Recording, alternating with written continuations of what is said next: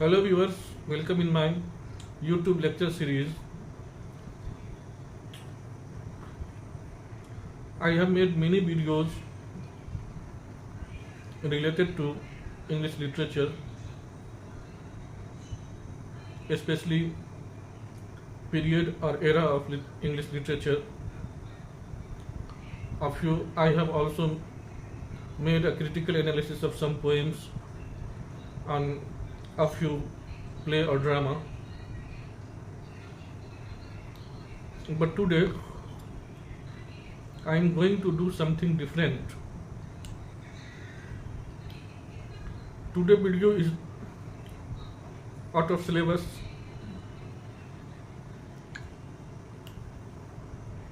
In this video we will discuss the current era,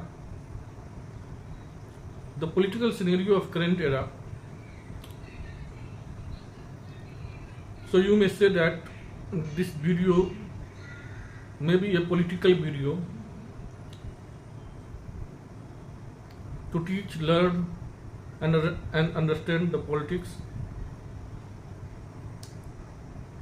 regarding the government. Politics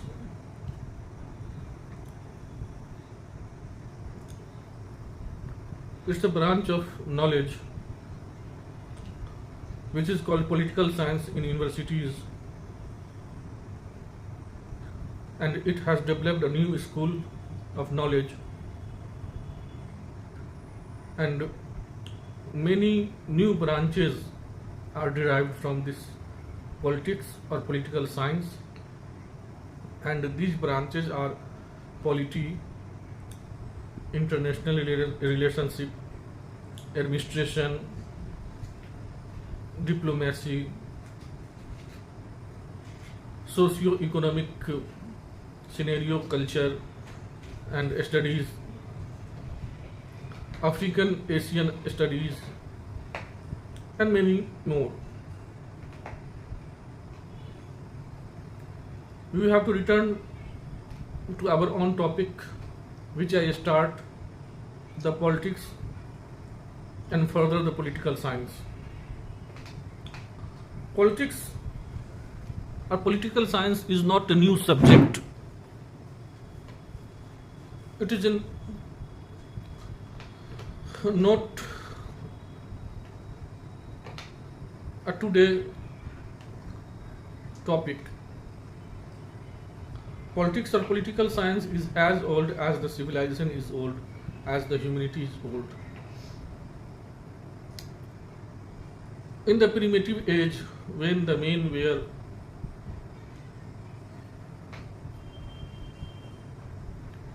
wanderer, when the men were nomads, they don't want to live, they don't want how to live, or they were not civilized, or they don't have developed or cultivated the habits of living, tilling, cultivating the land, or making a society. From that time, politics come from. When there were no civilization, yet the people were living, the condition was different, but there was politics. On that time, right is might, and right now, today, till right is might, जिसकी लाठी उसकी भैंस. उन दिनों जब आदमी primitive as में था, नोमैड्स था, जब यायावर थे, जंगलों में रहते थे, कंदमूल खाते थे, पहाड़ों नदियों में बसते थे, जब वो सिविलाइज्ड नहीं थे, सभ्य नहीं थे, जंगली थे, कपड़े नहीं पहनते थे, नंगे रहते थे, तब भी पॉलिटिक्स था. और समय की पॉलिटिक्स क्या थी? जो व्यक्ति सबसे ज़्यादा शक्तिशाली होता था, the might is right, the powerful man of the community become the king और leader or the guardian, and they manipulate the weaker one, and that manipulation is politics. So politics is not a new thing. जब आदमी के पास कुछ नहीं था, जब वो जंगल झाड़ पर्वत में विदाउट सिविलाइजेशन रहते थे, 10, 20, 100, 50 के झुंड में, जानवरों की तरह या जानवरों से भी खराब स्थिति में, तो भी जो सबसे शक्तिशाली व्यक्ति होता था वो अपनी शक्ति के दम पे कमज़ोर व्यक्ति का शोषण करता था, उसको मैनिपुलेट करता था, उसको अपने अकॉर्डिंग बिहेव करने की चेष्टा करता था। और ये जो चीज़ें हुई, एक मजबूत व्यक्ति, एक पावरफुल बलिष्ठ के द्वारा कमज़ोर पे शोषण या मैनिपुलेशन या उसको अपने पक्ष में करके अपने लिए काम करवाना या उससे अपना फ़ायदा निकलवाना, यही तो पॉलिटिक्स है। ये सारी प्रक्रियाएं पॉलिटिक्स है। जैसे जैसे सभ्यताएं बढ़ती गई, पॉलिटिक्स अपना रूप बदलता गया, नए नए टर्म गढ़ते चले गए। So from the very beginning, from the primitive age, in this modern era, so-called we are civilized, we are living in the age of science and technology.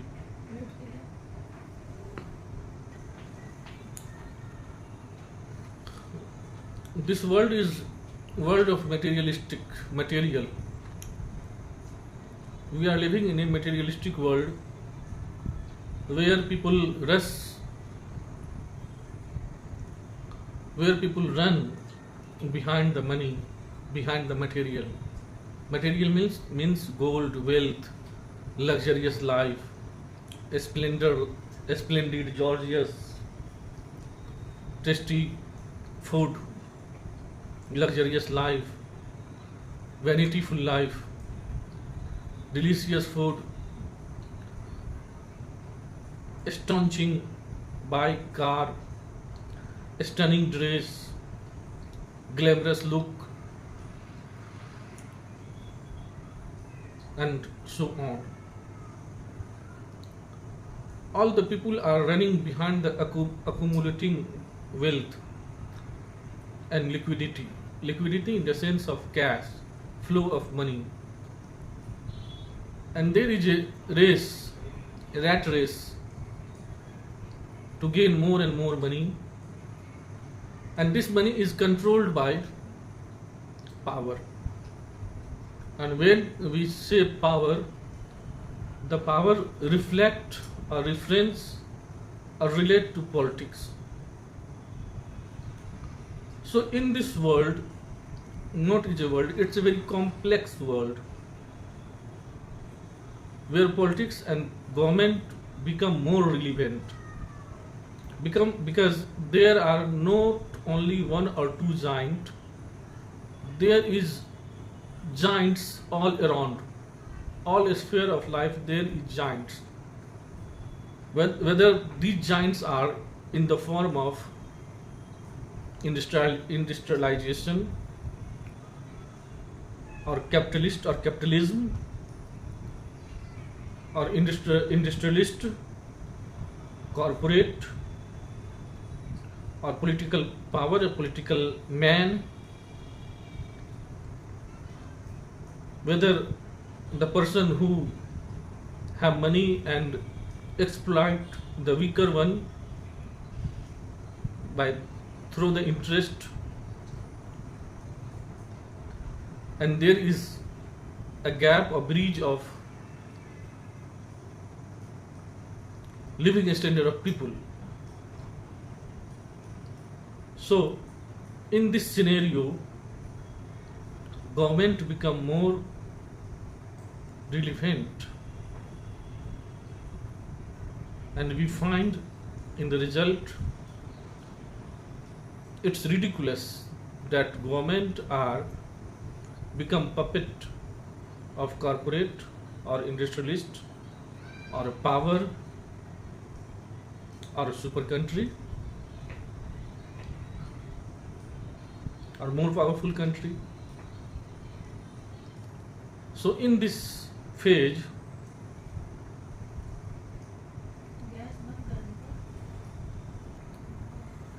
it becomes more challenging to define the government, its role, its concepts, its types.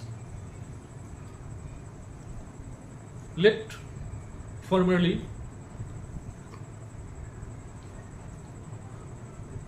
due to this is the world, and in this world there are many countries, legally 192 or 93 countries who are member of UN. As these countries are run by government, so let us define first what is government. A government is the system or group of people who have the authority to rule and administer a territory. A government is a system. Government is a system or a group of people who have the authority to rule and administrate a territory, such as a country or a state, by making and enforcing laws. Type of governments are often categorized by who holds power, with major examples including democracy, ruled by the people, monarchy, ruled by a king or queen, and authoritarian, ruled by a single people or a small group of people, that is also called dictatorship. It means सरकार, जिसे government बोलते हैं, एक system है और इस system में कुछ लोग होते हैं और उन लोगों का काम है अथॉरिटी का, उन लोगों को अथॉरिटी मिला हुआ है, अधिकार मिला हुआ है शासन और प्रशासन करने का।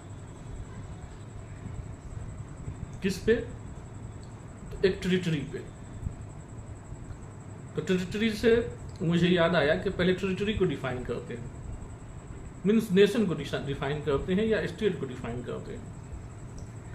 Territory means a piece of land और एरिया ऑफ वास्ट लैंड, एक विशाल क्षेत्र जिसके चारों तरफ जिसकी अपनी बाउंड्री हो, लाइक इंडिया, नॉर्थ में जम्मू एंड कश्मीर है, साउथ में केरल है, ईस्ट में जो है आपको आसाम नागालैंड है और वेस्ट में गुजरात है। और ये चारों तरफ से, तीन तरफ से जो है कि समंदर से घिरा हुआ और एक तरफ से चाइना और पाकिस्तान अफगानिस्तान से घिरा हुआ है, इसकी अपनी बॉर्डर है। एक ये टेरिटरी है और ये टेरिटरी जो है एक नेशन कहलाया, एक स्टेट कहलाया। स्टेट का मतलब बिहार बंगाल यूपी वाला स्टेट नहीं, स्टेट का मतलब जिसका एक अपनी टेरिटरी होता है। स्टेट बनने के लिए मिनिमम 4 एलिमेंट्स यूनिट, 4 चीज़ की आपको आवश्यकता होती है। सबसे पहले तो आपके पास टेरिटरी होना चाहिए, एक भूभाग होना चाहिए, फिर आपके पास आबादी होनी चाहिए, पॉपुलेशन, जनसंख्या। जो कि आपकी टेरिटरी होगी, जो आपका भूभाग होगा, उस पर तो कुछ लोग रहने चाहिए, तो लोग रहने के लिए आबादी चाहिए। और तीसरा है उस आबादी को कंट्रोल करने के लिए आपके पास सरकार चाहिए, सरकार। और चौथा जो सबसे इम्पोर्टेंट चीज़ है वो है संप्रभुता। संप्रभुता दैट इज सॉवरेनिटी। संप्रभुता या सॉवरेनिटी का मतलब होता है you have the power to exercise within the country और outside the country to take any decision without any pressure of other country. जब आपके पास ये शक्ति होती है कि आप अपने देश हित में, देश के अंदर और देश के बाहर कोई भी फैसला ले सकते हैं बगैर किसी देश या किसी पक्ष के दबाव के बिना, तो ये जो पावर होता है ये पावर सॉवरेनिटी कहलाती है। तो स्टेट बनने के लिए या कंट्री बनने के लिए सबसे पहले टेरिटरी चाहिए, फिर आपको आबादी चाहिए, पॉपुलेशन चाहिए, फिर आपको सरकार चाहिए और उसके बाद आपको संप्रभुता चाहिए। और जब ये चारों चीज़ें हो जाती है तब एक राष्ट्र का निर्माण होता है, एक नेशन का निर्माण होता है।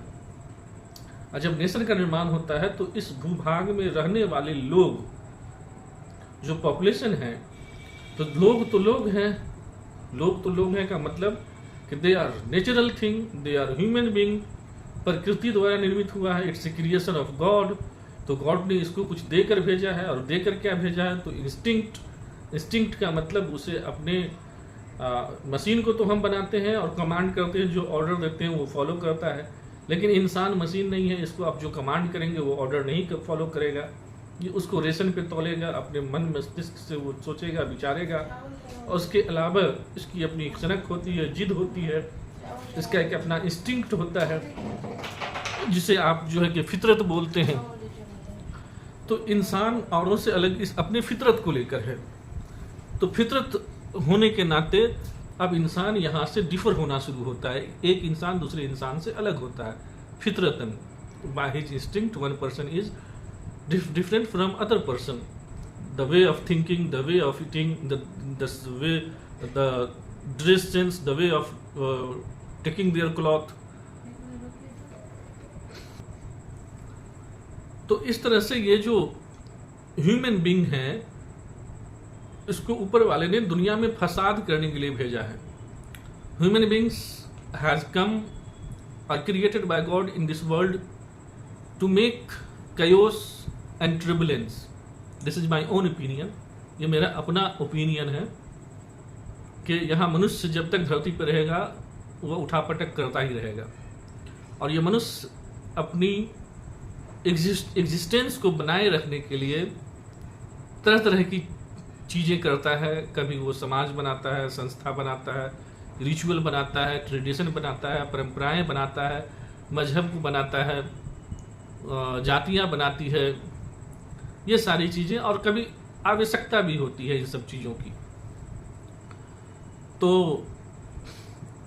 एक विशाल का समूह जब किसी क्षेत्र में रह रहा होगा आदमियों का, अपने फितरत के साथ, अपने इंस्टिंक्ट के साथ, अपनी मानवीय प्रकृति के साथ, तो मानव की प्रकृति में दोनों चीज़ें आती है। Someone is kind, compensate, helping nature, other are aggressive, angry, hatred. तो मनुष्य में दोनों चीज़ पाई जाती है। वो नफरत भी करता है तो मोहब्बत भी करता है, प्रेम भी करता है, गुस्सा करता है, चिड़चिड़ापन भी करता है, मार प्रसाद भी करता है, जलन भी करता है, तो दूसरे की मदद भी करता है। These are the instinct of human being. तो जब इंस्टिंक्ट है, तो जब वो एक समूह में रहेगा तो स्वाभाविक रूप से वो उल्टी सीधी हरकतें करेगा, अच्छी हरकतें करेगा, और इससे समाज में अव्यवस्था फैलेगी। और जब समाज में अव्यवस्था फैलेगी तो फिर इसको सिस्टम में लाने के लिए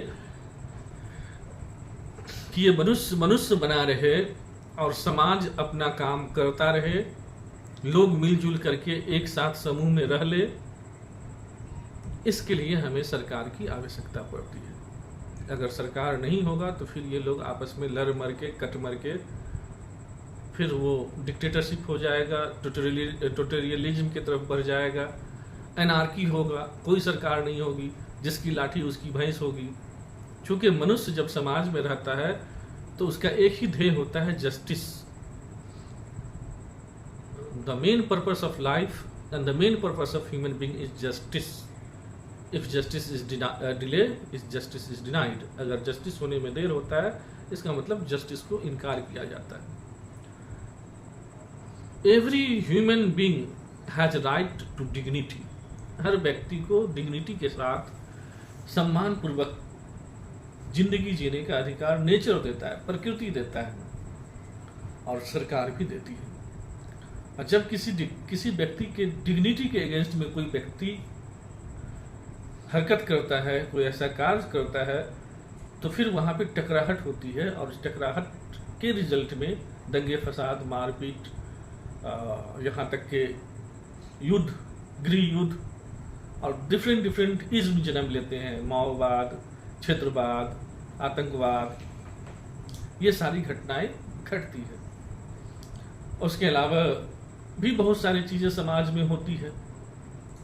तो इन सब चीज़ों को कंट्रोल करने के लिए जिस सिस्टम की हमें आवश्यकता होती है, उस सिस्टम को हम सरकार बोलते हैं।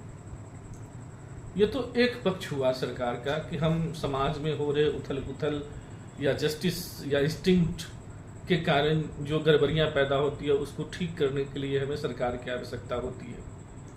इसके और भी पहलू हैं। जब ये सारी चीज़ें कंट्रोल हो जाती है तो फिर हमारे जिस भूभाग में हम रह रहे होते हैं, the territory where we live, there are many resources. There are natural resources and there are man made resources. Natural resources as forest, seas, land, sky, water, air, soil, desert, ice, and everything which are found on that territory are made by nature. जिस भूभाग में आप रह रहे होते हैं, उस भूभाग में प्रकृति के द्वारा बनाई गई हर वो चीज अपने आप में रिसोर्सेज है, संसाधन है. और रिसोर्सेज क्या होता है? जो मनुष्य को काम धंधा से जोड़ता है, जो उसको खाने पकाने और पैसा कमाने में मदद करता है, उसे रिसोर्सेज बोलते हैं. Suppose that forest is a good resources. जंगल जो है हमारा रिसोर्सेज है, संसाधन है. जंगल से हमें लकड़ियाँ मिलती है, जंगल से हमें मेडिसिनल प्लांट मिलता है, जंगल से डीप फॉरेस्ट में हमें डिफरेंट टाइप्स के आयरन्स एंड ओर्स मिलते हैं, मिनरल्स मिलते हैं, अभ्रक, कोयला, सोना, चांदी. ये जो मिनरल्स हैं, खान्स हैं, ये सारी चीज़ें हमें धरती से निकलता है और इसका हम इस्तेमाल करते हैं. यूरेनियम मिलता है. ये जितने हम जो युद्धपोत बनाते हैं, बड़े बड़े जहाज के बेड़े बनाते हैं, एरोप्लेन बनाते हैं, एरोनेटिक्स में जो हम यूज़ करते हैं, मिसाइल बनाते हैं, ये वार शिप जो होता है, युद्ध करने की जो तकनीक और युद्ध के लिए जो हम हथियार बनाते हैं, ये सारे चीज़ आयरन ओर्स, मटेरियल्स, मिनरल्स से ही बनते हैं. तो ये भी एक रिसोर्सेज है. उसी तरह से समंदर में जहाज़ें चलती है, समंदर से मछलियाँ मिलती है, समंदर की पानी से हम जो है कि जल संसाधन के रूप में हम बिजली पैदा करते हैं, और बहुत सारी संसाधन हम उसमें करते हैं. मखाना उपजाते हैं, छोटे पैमाने पे, बड़े पैमाने पे बहुत कुछ किया जाता है. तो ये सारे संसाधन का इस्तेमाल करने के लिए भी हमें जिस सिस्टम की आवश्यकता होती है, उस सिस्टम को हम सरकार करते हैं. इसके अलावा जब आदमी व्यवस्थित हो जाता है समाज में, when they become balance, live peacefully, जब वो शांति से रहने लगता है, तो फिर ह्यूमंस की जो कमियां हैं, जैसे उसे हेल्थ प्रॉब्लम होती है, तो उसके लिए मेडिसिन चाहिए, हॉस्पिटल चाहिए, अच्छे डॉक्टर चाहिए, बच्चे संस्कारी हो, बच्चे पढ़ लिख करके रेशनल बने, तार्किक बने, अपनी बुद्धि विवेक का इस्तेमाल करके सोचने समझने वाला बने, तो उसके लिए हमें यूनिवर्सिटीज़, कॉलेज और प्ले स्कूल से लेकर के यूनिवर्सिटीज़ की आवश्यकता होती है. फिर हम अपने जो नॉलेज है उसको डिफरेंट ब्रांच में डिवाइड करते हैं, साइंस, आर्ट्स, कॉमर्स, और उसके अलावा और भी नए नए ब्रांचेज आ गए हैं, बहुत सारे स्कूल्स आ गए हैं. तो इन सब के लिए हमें सरकार की आवश्यकता पड़ती है. और सबसे जो ज़रूरी चीज़ है, छोटे शहरों में जो हम रोड पे चलते हैं, जो हम घर में रहते हैं, बिजली की इस्तेमाल करते हैं, नाला का पानी निकलता है, घर से जो कचरे निकलते हैं, रोड पे हम चलते हैं, यातायात में फंस जाते हैं, जाम में फंस जाते हैं, उससे निजात कैसे मिले, उससे हमें समस्या का समाधान कैसे मिले, इसलिए भी हमें सरकार की आवश्यकता पड़ती है. तो I think you get the point why we need government and why government is need for the society. सरकार को सोसाइटी की आवश्यकता क्यों है, या सोसाइटी को सरकार की आवश्यकता क्यों है, या किसी भी टेरिटरी को गवर्नमेंट की आवश्यकता क्यों है. तो इतनी जो एक्टिविटी हो रही है, इन सारी एक्टिविटीज को रेगुलेट करने के लिए, ठीक ठाक ढंग से काम करे, उसके लिए सरकार की आवश्यकता होती है. लेकिन जैसा मैंने पहले कहा था कि आज जिस वर्ल्ड में हम रह रहे हैं, जहां सरकार के ऊपर कॉरपोरेट बैठा हुआ है, ये जो बड़े बड़े इंडस्ट्रियलिस्ट हैं, जो हजारों करोड़ के मालिक हैं, जिसके पास 2-2, 3-3 देश की जीडीपी के बराबर पूंजी है, वो लोग सरकार को खरीदने की कोशिश करते हैं, और सरकार खरीदती भी है, बिकती भी है, और ये सरकार वेलफेयर नहीं हो करके कॉरपोरेट फेयर हो जाता है. सरकार आम जनता की सेवा के लिए योजनाएं नहीं बना करके कॉरपोरेट के लिए योजना बनाती है. शायद मुझे ये लाइन नहीं करना चाहिए, लेकिन कहने का सेंस यही है कि एक वेलफेयर गवर्नमेंट जो होता है, बहुत सारी योजनाएं बनाता है अपनी पब्लिक की भलाई के लिए. जैसे यूनिवर्सिटीज़ के लिए यूजीसी बनाया, नीट है, अपने ऑफिसर्स के लिए यूपीएससी बोर्ड बनाया जिससे उसने चयन करता है, कॉलेजेस खोलते हैं, एग्ज़ाम्स लेते हैं, मेडिकल कॉलेज बन रहा है, सरकारें जो है हाईवे बना रही है, ये सारी चीज़ें हो रहा है। फिर भी समस्याएं हमारे देश की देखा जाए तो जहाँ था वहीं पे ही है। एक छोटे से जाम में जब आप फंस जाते हैं तो घंटों घंटों जाम में रह जाते हैं, तो कहाँ पे आपको वो हाईवे के बावजूद और वो 4 लाइन के बावजूद भी हम घंटों अपने मंजिल तक जाने के लिए परेशान हो जाते हैं और सही समय पे पहुंच नहीं पाते हैं। और वो जो टाइम होता है उसमें जो आप ट्रॉमा या ट्रॉमाइज होते हैं, जो सफ़र करते हैं, जो पीड़ित होते हैं, फिर उसके बारे में कौन सोचने वाला है। ये तो मैं कॉमन प्रॉब्लम बोल रहा हूँ। इसके अलावा जो हमारे देश में जो गरीबी है, अमीरी की खाई है, एक तरफ लोग अमीर से और अमीर हो रहे हैं, दूसरी तरफ गरीब से और गरीब हो रहा है। एजुकेशन में इतने स्कूल कॉलेज होने के बावजूद भी बच्चे बदतमीज हो रहे हैं, लोग बेरोज़गार हो रहा है, देश में संसाधन की कमी नहीं है फिर भी लोगों के पास रोज़गार नहीं है। ये जो पर्यावरण की हानियां हो रही हैं, पर्यावरण को जो है कि दिन दहाड़े डिफोरेस्टेशन हो रहा है, जंगल के जंगल रात रात में काट दिए जाते हैं। हमारी देश की नदियां आज भी वैसी ही गंदी की गंदी है, जबकि आप यूरोपियन कंट्री में जाएं जिसने सबसे ज़्यादा उत्पात मचाया, यूरोपियन कंट्री जिसने सबसे ज़्यादा बवासीर फैलाया था, वो अपनी नदियाँ साफ़ कर लिया है। जहाँ वो अमेरिका, वो इंग्लैंड, वो फ्रांस, जहाँ पे औद्योगिक क्रांति हुई, इंडस्ट्रियलाइजेशन हुआ, जिसने कंक्रीट का जंगल बना दिया, शहरों का शहर बसाया, जिसने पूरे यूरोप को धुआं से भर दिया था, वो यूरोप आज ग्रीन हो गया है और हमारा देश पूरा धुआं से भर गया है। तो इस सिचुएशन में कहीं ना कहीं गवर्नमेंट का जो रिलीवेंस है वो डगमगाता हुआ नज़र आता है। और फिर हमें सोचना पड़ेगा कि व्हाट इज़ गवर्नमेंट, तो फिर गवर्नमेंट है क्या। The video is going too long, ये वीडियो कुछ ज़्यादा ही लंबा हो गया है और it becomes only a gossip class. मैं अभी भी सही से टॉपिक पे नहीं आ पाया। In next video I will try more. तब तक के लिए इतना ही। Like, share, comment, join my channel, subscribe my channel. Thank you very much.